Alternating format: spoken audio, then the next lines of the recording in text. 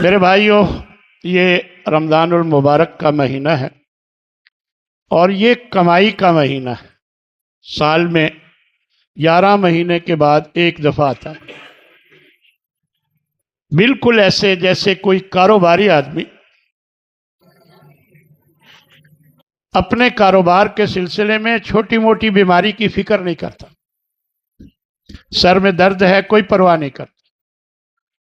بخار ہو گیا ہلکا پھلکا، کوئی پرواہ نہیں کرتا۔ وقت پہ دکان کھولنی ہے، پورا ٹائم دینا ہے، یعنی فکر مندی سے وہ سیزن ہے، اس لیے وہ اپنی تکلیفوں کی پرواہ نہیں کرتا۔ اسی طرح میرے بھائیوں، یہ بھی کمائی کا سیزن ہے، آخرت کی کمائی کا۔ میں نے پچھلے جمعے بھی آپ کو بتایا تھا کہ سلف صالحین 6 مہینے پہلے ہی یہ دعا کرنا شروع کر دیتے تھے، اللہم بلغنا رمضان، اے اللہ ہمیں رمضان تک پہنچا دے، اے اللہ ہمیں رمضان تک پہنچا دے۔ اللہ سے دعا کریں کہ اللہ ہمیں صحت دے رکھے، روزہ رکھنے کے جو تقاضے ہیں اسے پورا کرنے کی ہمیں توفیق عطا فرمائے۔ تو میرے بھائیوں، رمضان المبارک میں جو ضروری اعمال ہیں ان میں سب سے پہلے نمبر پر روزہ ہے۔ تو اللہ تبارک و تعالیٰ کا یہ فرمان میں نے جو ابھی آپ کے سامنے پڑھا ہے، فمن شہد منکم الشہر، جو بھی تم میں سے سفر پہ نہ ہو، گھر میں موجود ہو، تو فلیصم ہو، اسے چاہیے کہ وہ ضرور روزہ رکھے۔ اسلام کی بنیاد 5 چیزوں پر ہے، ان میں سے ایک روزہ بھی ہے۔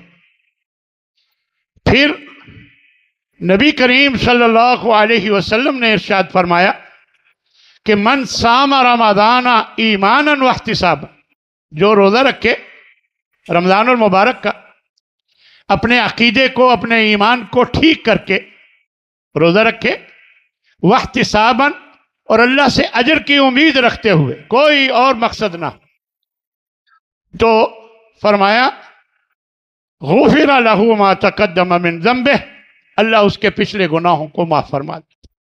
بہت بڑی سعادت کی بات، اس لیے روزے کی بڑی فضیلت ہے۔ چھوٹی موٹی وجوہات سے روزہ نہ چھوڑا کرے۔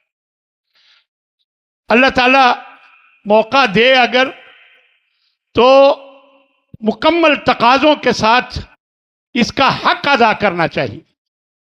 اللہ نے صحت دی ہے، اللہ نے ہر سہولت دی ہے، تو ہمیں اس کی فکر مندی سے پابندی کرنی چاہیے۔ اللہ تبارک و تعالی ہماری اس سلسلے میں مدد فرمائے۔ دیکھیں، روزہ جو ہے اس کا اجر اللہ کو معلوم ہے۔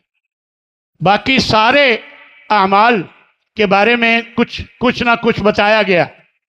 اللہ نے ایک حدیث قدسی میں اللہ تبارک و تعالی نے فرمایا ہے، نبی صلی اللہ علیہ وسلم نے بتایا کہ اللہ فرماتا ہے الصوم لی وانا اجزی بہ، روزہ تو میرے لیے ہے، میں ہی اس کا بدلہ دوں گا۔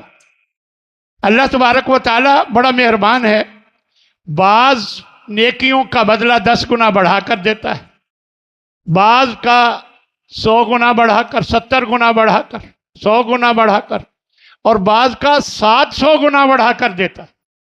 لیکن روزے کے بارے میں فرمایا یہ میرے لیے ہے، میں ہی اس کا بدلہ دوں گا۔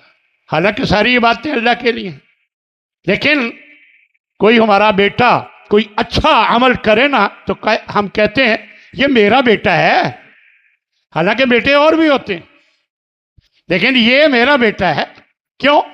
اس اچھے عمل کی وجہ سے میں اس کی نسبت اپنی طرف کرتا، اس وجہ سے یہ اللہ کو اتنا اچھا عمل لگتا ہے روزے کا کہ اس کے بارے میں اللہ نے خاص طور پر فرمایا کہ الصوم لی وانا اجزی بہ، کہ میں ہی اس کا بدلہ دوں گا۔ کیوں؟ فرمایا یدع شہوتہ وطعامہ من اجلی، میری وجہ سے اپنی شہوت، اپنا کھانا چھوڑ دیتا ہے، لہذا میں ہی اس کو اچھا بدلہ دوں گا۔ پھر ایک روایت میں نبی صلی اللہ علیہ وسلم فرماتے ہیں کہ للصائم فرحتان، روزے داروں کو دو خوشیاں نصیب ہوتی ہیں۔ فرمایا اللہ اکبر، اذا افطر فرح، جب وہ افطاری کرتا ہے تو اسے بڑی خوشی ہوتی ہے۔ بھوک لگی تھی، پیاس لگی تھی، اور آنتیں تر ہو گئیں، آنتیں تر ہو گئیں، پیاس بجھ گئی، بڑا اچھا لگتا ہے، بڑا خوش ہوتا ہے۔ اور دوسری خوشی وَإِذَا لَقِيَ رَبَّهُ فَرِحَ بِصَوْمِهِ، جب وہ اپنے رب کے پاس جائے گا تو جو روزے کا اجر و ثواب ملے گا اس کو اس وقت سب سے زیادہ خوشی ہوگی۔ یہ دوسری خوشی اس کو اس وقت۔ اس لیے میرے بھائیوں، ہمیں روزہ صرف رکھنا کافی نہیں ہے، کھانا پینا سے باز آ جانا، ہٹ جانا، یہ نہیں ہے۔ اگر آپ روزہ رکھیں تو آپ کی آنکھوں کا بھی روزہ ہو، آپ کے کان کا بھی روزہ ہو، آپ کے ہاتھ کا بھی روزہ ہو، آپ کی زبان کا بھی روزہ ہو، ہر عضو جو ہے وہ روزے دار ہو، اللہ کے حکم کے مطابق استعمال کیا جائے ہر عضو کو روزے کی حالت، پھر جا کر روزے کا تقاضا پورا ہوتا ہے۔ اور اللہ سے اس کی توفیق مانگا کر۔ ہم معمولی غصے میں آ کر گالیاں نکال دیتے ہیں، غصے میں آ کر کسی کو برا بھلا کہہ دیتے ہیں۔ نہیں، جب آپ روزے سے ہوں تو آپ اپنے آپ کو صوم کا معنی ہی اپنے آپ کو روکنا ہے، یعنی اپنے آپ کو روکے رکھنا۔ اس لیے میرے بھائیوں، اللہ کی ناراضگی سے ہمیں اپنے آپ کو روک کے رکھنا چاہیے۔ پھر ایک حدیث میں آپ صلی اللہ علیہ وسلم فرماتے ہیں الصیام جنۃ، یہ روزے جو ہیں یہ ڈھال ہیں۔ وَإِذَا كَانَ يَوْمُ صَوْمِ أَحَدِكُمْ، جب تم میں سے کوئی روزے سے ہو، فَلَا يَرْفُثْ وَلَا يَسْخَبْ، نہ تو کوئی بیہودہ کام کرے، بیہودہ بات کرے، وَلَا يَسْخَبْ، اور نہ کسی سے لڑائی کرے۔ فَإِنْ صَابَّهُ أَحَدٌ، اگر کوئی اس سے لڑائی کرتا ہے، أَوْ قَاتَلَهُ، لڑائی کرتا ہے یا گالی دیتا ہے، تو فَلْيَقُلْ إِنِّي امْرَأٌ صَائِمٌ، بخاری مسلم کی یہ روایت ہے، تو اسے کہہ دے او بھائی میں روزے سے ہوں، اس لیے میں آپ کو اس کا جواب نہیں دیتا، میں روزے سے، یعنی صبر کا مظاہرہ کرے۔ اس لیے کہ روزہ دار کی زبان کا بھی روزہ ہوتا ہے، اپنی زبان کا غلط استعمال ہرگز نہ کرے۔ پھر اللہ اکبر، روزے داروں کے لیے اللہ نے کیا ہی ایک بڑی نعمت کہ جنت کے 8 دروازے ہیں، ان میں سے ایک دروازہ روزے داروں کے لیے اللہ نے مخصوص کر دیا۔ کتنی بڑی بات! دیکھیں، آپ کا ایک دوست ہو اور وہ اپنے کوٹھی میں، اپنے گھر میں آپ کو عزت اتنی دے کہ ایک دروازہ مخصوص کر دے کہ آپ کے لیے ہے، جب آپ آئیں گے یہاں سے آئیں گے، کتنی بڑی بات ہے۔ اور اللہ نے اپنی جنت کے دروازوں میں سے روزے داروں کے لیے ایک دروازہ مخصوص کر دیا، مختلف مقاصد کے لیے، مختلف عبادتوں کی مناسبت سے دروازوں کو مخصوص کیا گیا۔ نماز کے لیے نمازیوں کو ایک دروازے سے، اور اسی طرح دوسری نیکی کرنے والوں، روزے داروں کو بلایا جائے گا کہ آؤ اس دروازے سے آؤ۔ یدخل منہ الصائمون، روزے دار اس میں سے داخل ہوں گے یوم القیامہ، اس دروازے سے داخل ہوں گے قیامت کے دن۔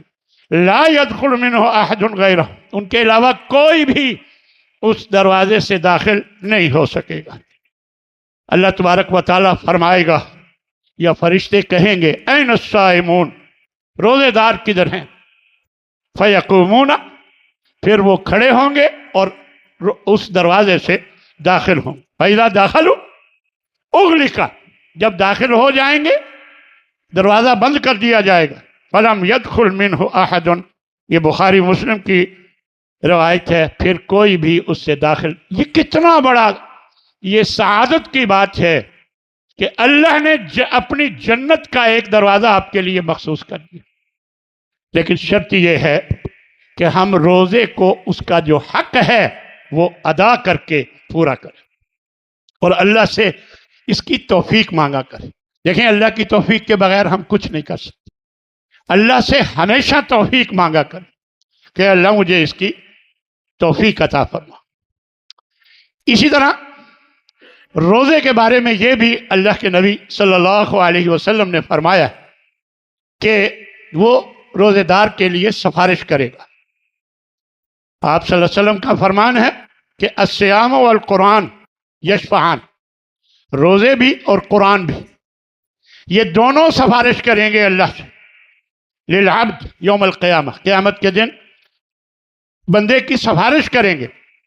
یقول الصیام، روزے کہیں گے اے رب منعتہ الطعام والشہوہ فشفعنی فیہ، کہ میں نے اسے کھانے اور شہوت سے روکے رکھا، تو اے اللہ میری اس کے بارے میں سفارش قبول فرما، اسے معاف کر دے، اسے جنت میں داخل کر دے، میری سفارش قبول کر۔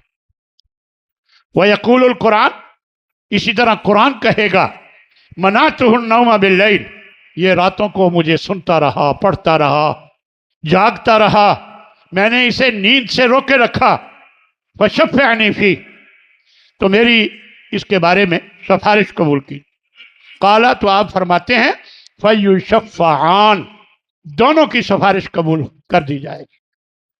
تو یہ میرے بھائیو، یہ قرآن کا تعلق رمضان سے بہت گہرا ہے، اپنا تعلق قرآن سے بھی پکا کریں اور روزوں کو بھی ان کا جو حق ہے وہ ادا کر کے پورے کریں اور اللہ سے اس کی ہمیشہ توفیق مانگتے رہا کریں۔ میرے بھائیو، روزے دار کی منہ کی جو بو ہے وہ بھی اللہ کو کستوری سے زیادہ محبوب ہے۔ حدیث میں نبی صلی اللہ علیہ وسلم فرماتے ہیں والذی نفس محمد بیدہ، میں محمد کی جان جس کے قبضہ قدرت میں ہے، لخلوف فم احد، جو فم الصائم اطیب عند اللہ من ریح المسک، روزے دار کی منہ کی بو جو ہے یہ اللہ کے نزدیک کستوری سے بھی زیادہ پاکیزہ ہے، زیادہ اچھی۔ تو اس لیے میرے بھائیو اس کی پرواہ نہ کیا۔ مسواک کرنا اپنی جگہ سنت ہے، اس سے روزے میں کوئی خرابی نہیں آتی، لیکن اگر منہ سے بو آ رہی ہو تو اللہ کے ہاں یہ بو صاف ظاہر ہے، منہ جب بند رہتا ہے تو آ جاتی ہے، تو اللہ کے ہاں اس کی پریشانی نہیں کرنی چاہیے، پریشان نہیں ہونا چاہیے۔ اللہ کے ہاں اس کی قدر و قیمت بہت زیادہ ہے۔ اسی طرح میرے بھائیوں، روزہ جو ہے ایسا عمل ہے جو جنت میں لے جاتا ہے۔ حضرت ابو ہریرہ رضی اللہ تعالیٰ عنہ نے آپ صلی اللہ علیہ وسلم سے، حضرت ابو ہریرہ رضی اللہ تعالیٰ عنہ سے روایت ہے کہ ایک شخص نے نبی صلی اللہ علیہ وسلم سے یہ کہا کہ یا رسول اللہ مجھے ایسا عمل بتائیں کہ میں جنت میں داخل ہو جاؤں۔ تو آپ نے فرمایا تعبد اللہ ولا تشرک بہ شیئا، اللہ کی عبادت کر، صرف اللہ کی، اور اس کے ساتھ کسی کو شریک نہ بنا۔ وتقیم الصلاۃ المکتوبہ، فرض نماز باقاعدگی سے ادا کر۔ وتؤدی الزکوٰۃ المفروضہ، فرض جو زکوٰۃ ہے وہ ادا کر۔ وتصوم رمضان، اور رمضان المبارک کے روزے رکھ۔ تو وہ یہ کہہ کر چلا گیا، یہ سن کر کہ میں اس میں نہ کمی کروں گا نہ زیادتی کروں گا۔ جب وہ چلا گیا تو آپ صلی اللہ علیہ وسلم نے لوگوں سے مخاطب ہو کر فرمایا من سرہ ان ینظر الی رجل من اہل الجنت فلینظر الی ھذا، جو جنتی کی طرف دیکھنا چاہتا ہے، جنتی کو دیکھنا چاہتا ہے تو اس شخص کو دیکھ۔ معلوم ہوا کوئی لمبی چوڑی عبادتوں کی ضرورت ہے تو صحیح اعلیٰ درجہ لینے کے لیے، لیکن اگر آپ شرک نہیں کرتے، نمازیں پڑھتے ہیں، اور حقوق العباد ادا کرتے ہیں تو اللہ جنت میں داخل ضرور کر دے گا انشاءاللہ۔ تو اللہ تبارک و تعالیٰ سے اچھی امید بھی رکھیں اور اللہ کو ہمیشہ راضی رکھنے کی کوشش کریں۔ تو میرے بھائیو، یہ تو روزے کی اہمیت کے حوالے سے چند باتیں تھیں، لیکن یہ بھی سن لیجئے، اگر کوئی بلا مقصد بغیر وجہ کے روزہ چھوڑ دے، ایک روزہ چھوڑا ہوا بغیر بیماری اور بغیر وجہ کے، وہ پوری زندگی اس کے بدلے میں روزے رکھ لے باقی دنوں میں، تو وہ برابر نہیں ہو سکتا۔ اس لیے چھوٹی موٹی وجہ سے ہرگز روزہ نہیں چھوڑنا چاہیے۔ ایک روایت میں یہ جو روزہ خور لوگ ہیں ان کے بارے میں آتا ہے کہ آپ صلی اللہ علیہ وسلم فرماتے ہیں کہ میں سویا ہوا تھا، مجھے دو آدمیوں نے بازو سے پکڑ کر اٹھایا اور ایک دشوار چڑھائی والے پہاڑ پر چڑھنے کا کہا۔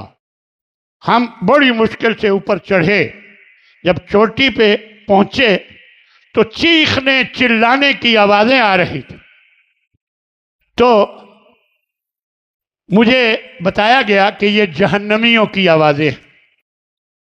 پھر مزید آگے لے جایا گیا تو کچھ لوگ الٹے لٹکے ہوئے تھے، ان کی باچھیں چیری جا رہی تھیں، یعنی باچھوں کو چیرا جا رہا تھا اور ان کے منہ سے خون بہہ رہا تھا۔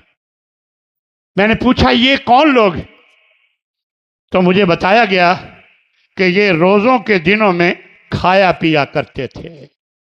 اس لیے میرے بھائیوں، اللہ سے ڈر جائیں، یہ روزہ کو اہمیت دیں۔ یہ بالکل ویسے ہی فرض ہے جیسے نماز فرض ہے، ایسے ہی روزہ فرض ہے۔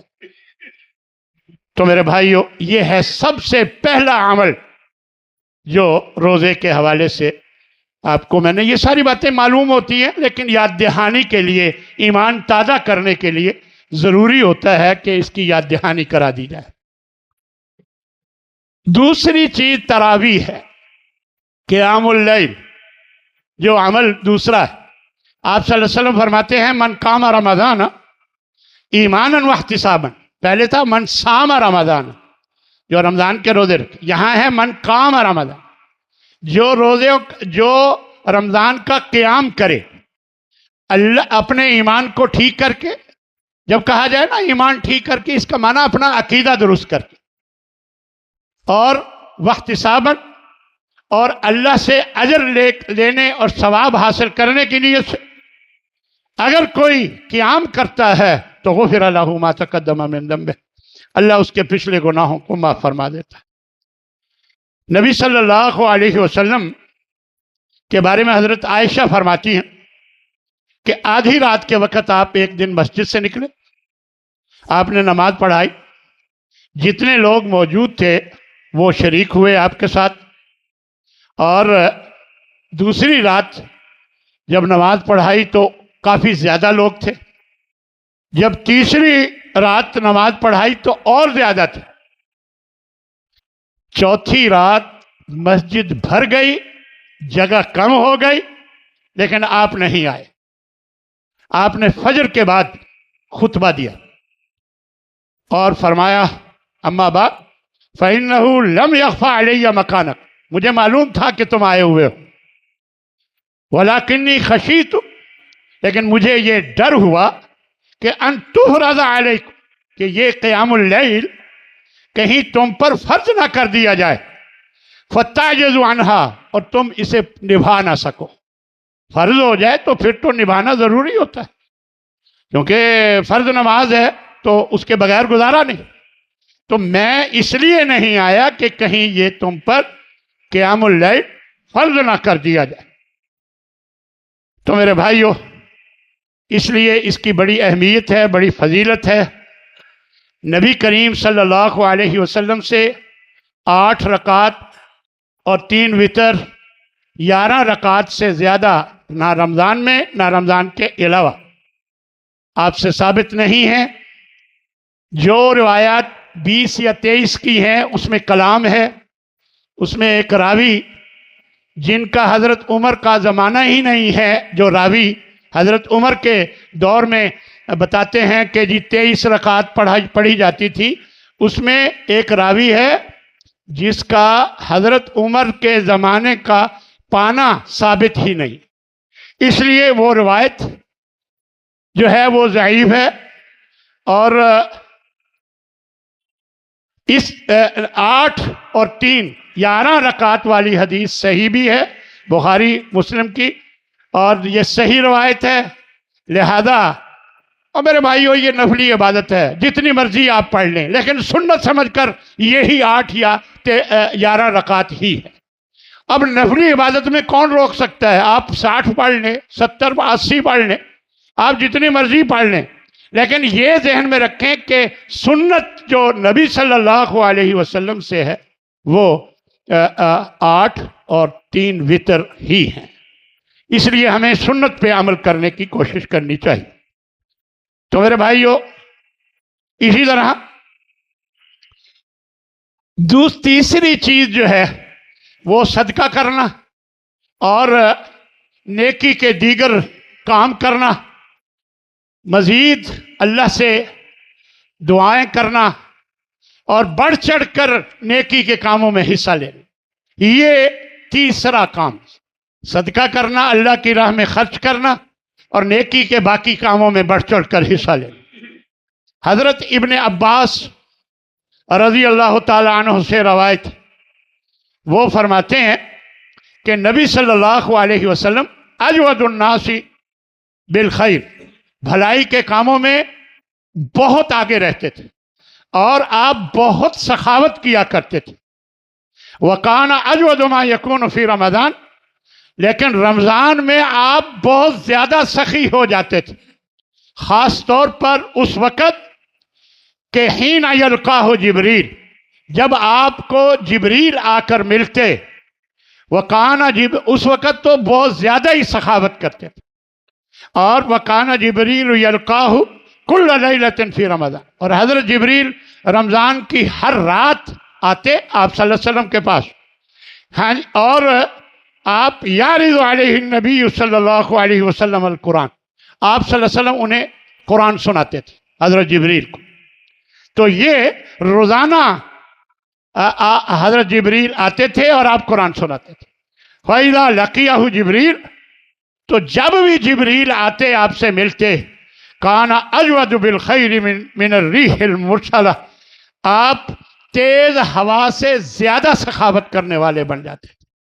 تیز ہوا اندر تک پہنچتی ہے، یعنی مثال دی کہ اس سے بھی زیادہ سخاوت کرنے والے آپ ہوتے تھے۔ اس لیے میرے بھائیو جہاں تک ہو سکے اللہ کی راہ میں خرچ کریں، صدقہ کریں، کوشش کریں کہ اللہ کو راضی کریں، اللہ کو راضی کریں۔ اللہ راضی جن جن کاموں سے ہوتا ہے ان کاموں کو کرنے کی کوشش کریں، اور خاص طور پر رمضان میں زیادہ ہی ایکٹیو، زیادہ ہی ہوشیار، زیادہ ہی متحرک ہو کر ہمیں رہنا چاہیے۔ چوتھا عمل جو ہے وہ ہے قرآن مجید کی تلاوت کا۔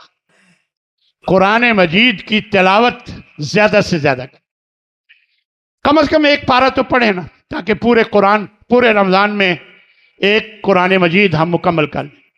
لوگ 2 بھی پڑھ لیتے ہیں، 3 بھی پڑھ لیتے ہیں، اپنی طاقت کے مطابق جتنا ہو سکے، کیونکہ رمضان کا قرآن سے بڑا گہرا تعلق ہے۔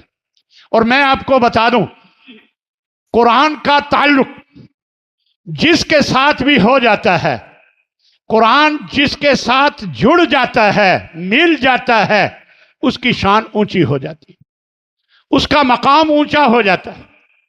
ایک عام آدمی ہوتا ہے، عام آدمی، لیکن جب وہ قرآن یاد کر لیتا ہے تو اللہ کے ہاں اس کا مقام اونچا ہو جاتا ہے، اس قرآن کی وجہ سے۔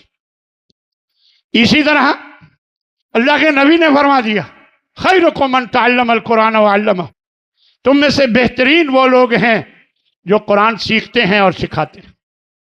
یعنی قرآن کا تعلق جس سے بھی، ایک عام کاغذ ہوتا ہے، جب اس کے ساتھ قرآن لگ جاتا ہے تو اس کو ہم سینے سے لگاتے ہیں، کاغذ کی کوئی اہمیت نہیں، دراصل اس قرآن کے ساتھ لگ جانے سے اس کاغذ کی اہمیت بڑھ جاتی۔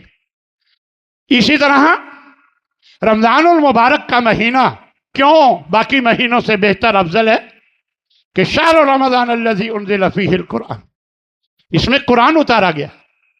شب قدر سب راتوں سے بہترین ہے، 1000 مہینے کی عبادت سے بھی۔ تو یہ کیوں کہ انا انزلناہ فی لیلۃ القدر، ہم نے اسے شب قدر میں اتارا۔